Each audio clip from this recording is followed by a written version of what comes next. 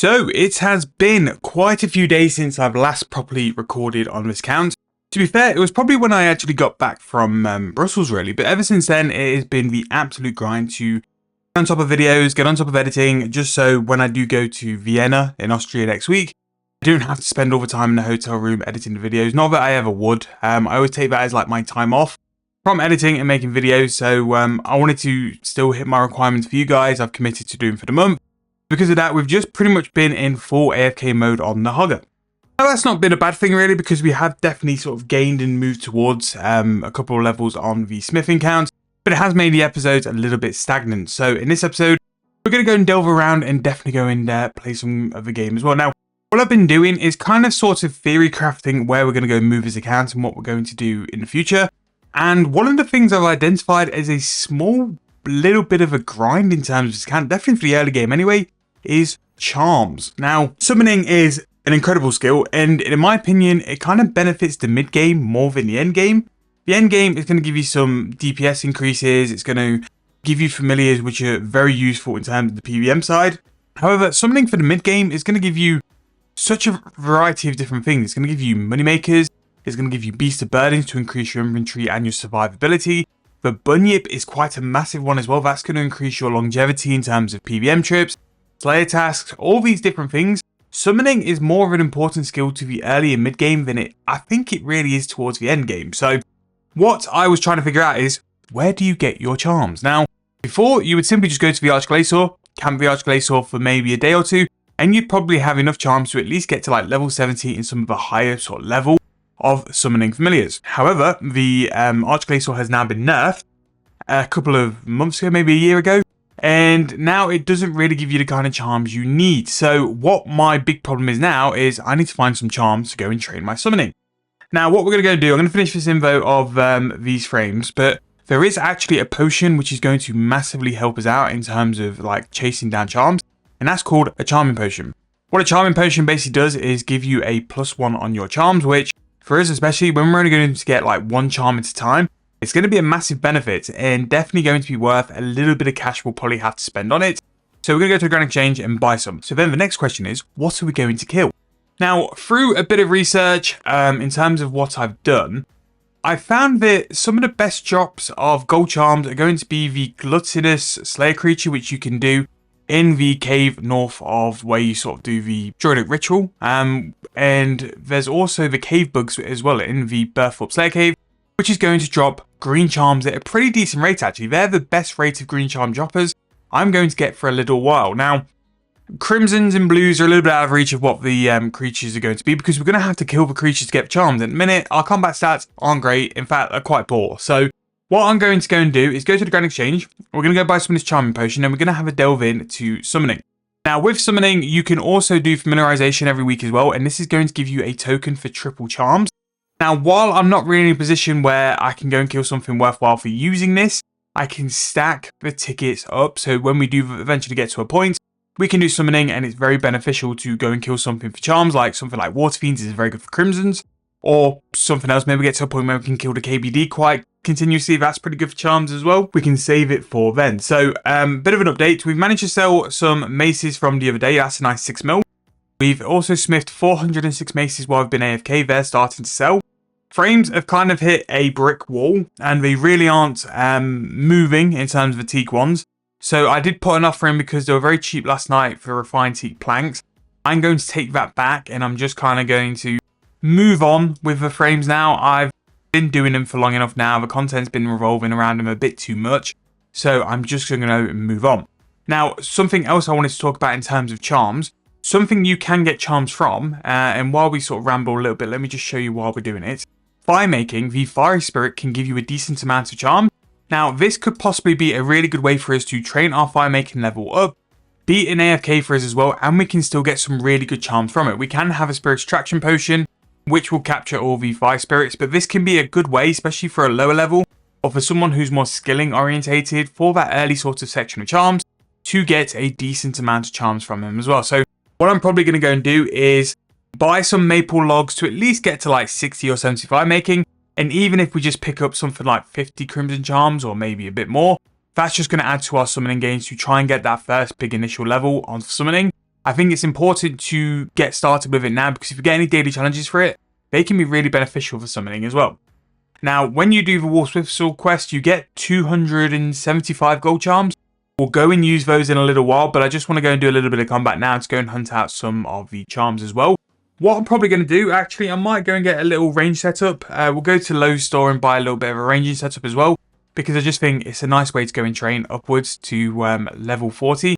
And then that way our combat stats are pretty similar. Or I might actually go and do mage, to be fair. Level 35 mage is a little bit behind the rest, because at some point I think we will eventually go to house tabs as well. So there we go, a fire spirit emerges, and as you can see here, 1 gold charm, 3 green charms.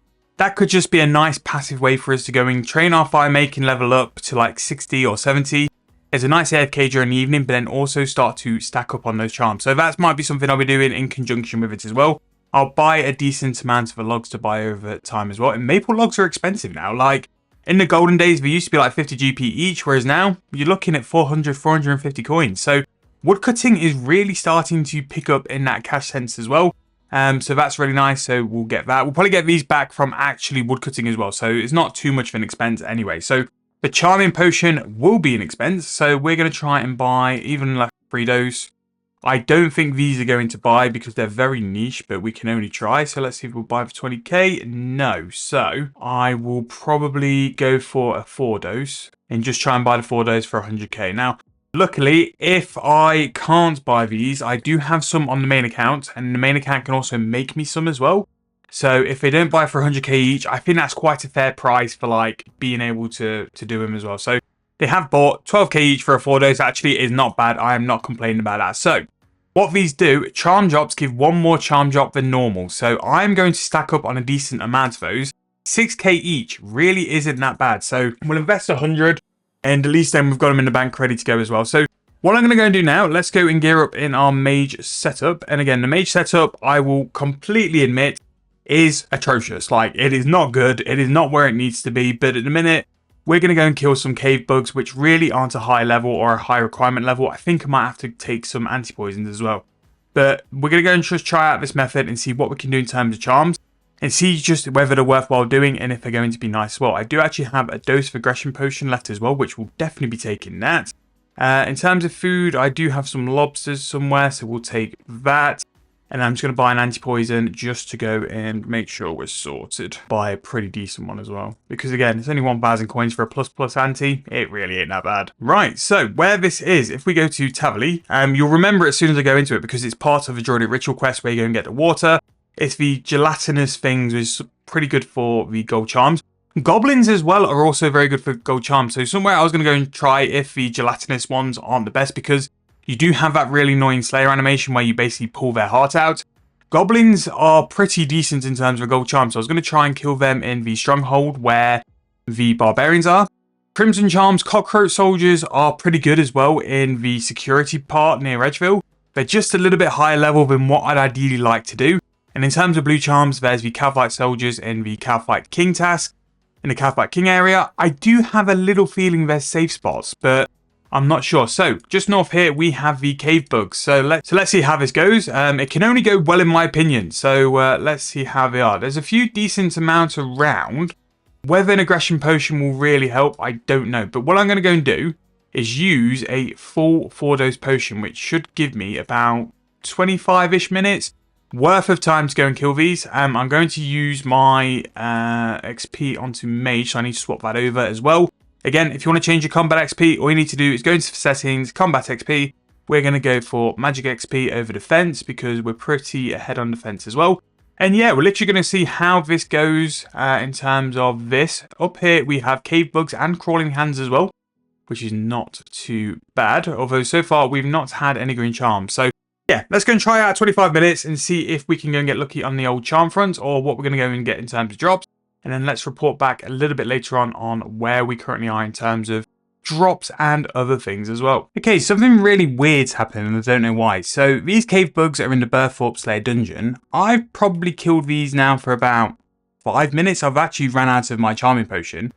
And I haven't got a green charm yet, which these are supposed to be 1 in 2 for a green charm, which I've not had any. And I must have killed nearly like 50, 60 now, which is very, very strange, which it's got me leading to believe like maybe they don't drop the charms down here. Maybe these are just a different selection compared to normal.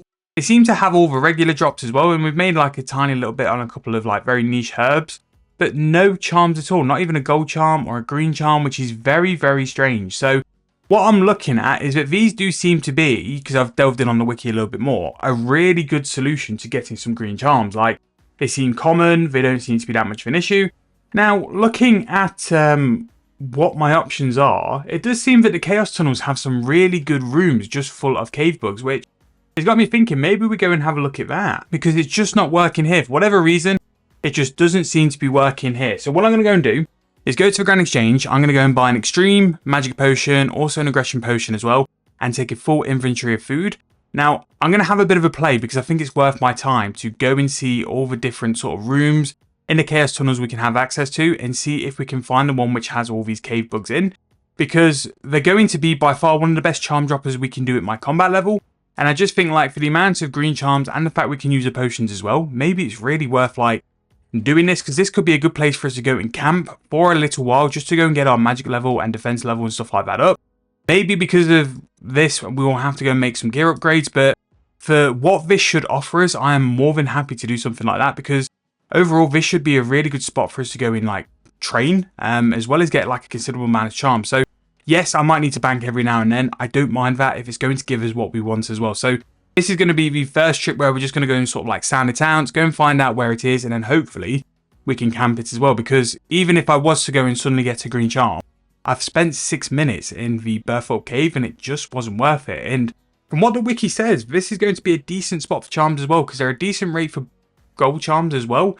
And Crimson's the 1 in 100-ish, which, don't get me wrong, is not great, but it's still better than nothing. So what I'm going to go and do now is go and just try out all these different spots and just have a look for all the Chaos Tunnels as well. See if we can get the right entrance and go from there pretty much. So I'll report back when we've found it, hopefully the room we're looking for.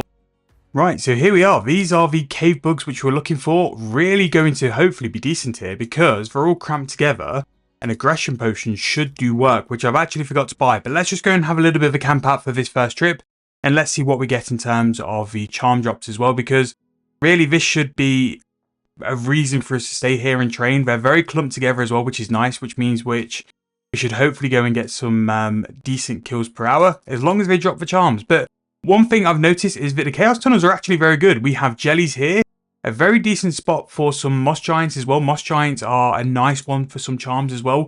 The only reason I didn't kind of do them any sooner was because like I thought the only real place you kill them is in the Varrock sewers, but if they're here, that's pretty nice. Where I originally went in to start with was also the rock crabs. I'm pretty sure the rock crabs are what you used to do to burst in the old days, or they could actually have been like rock lobsters. But yeah, this seems like a really nice spot in the corner here, but I've still not had a green charm yet, and I don't know why. Ah, there we go. There is our first one. So this could actually be a genuine one. So because we've used the charming potion, that's why we've had two.